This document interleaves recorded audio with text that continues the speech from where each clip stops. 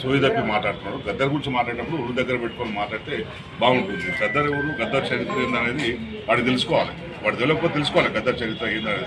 వాడు మొన్న వచ్చినాడు, కౌన్సిలర్ కూడా గెలలేడు.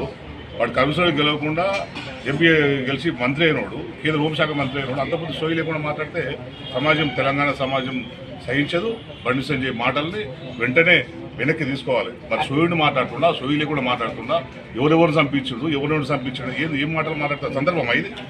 గద్దర్ చనిపోయారు, తెలంగాణ ఉద్యమంలో క్రియాశీలకంగా పనిచేసాడు. తెలంగాణ కోసం తన సర్వస్వాన్ని మొత్తం ఉద్యమాల కోసం త్యాగం చేసిన వ్యక్తి. అజ్ఞాత వ్యక్తుల కాల్పుల్లో బుల్లెట్ను ఉంచుకొని 40 ఏళ్ళ పాటు నడిచే వ్యక్తి గద్దర్. అట్లాంటి గొప్ప త్యాగమూర్తి గద్దర్. అట్లాంటి వ్యక్తి పట్టుకొని ఇది చిల్లరగాడు ఏదో బండి సంజయ్ మాట్లాడడం అనేది అది కరెక్ట్ కాదు. అంటే చిల్లరగాడు ఎవడో మాట్లాడితే పట్టించుకోకపోతుంది. కానీ బండి సంజయ్ అంటే ఇప్పుడు కేంద్ర హోంశాఖ సహాయ మంత్రి, సిగ్గుండాలి బీజేపీ నాయకులకైనా.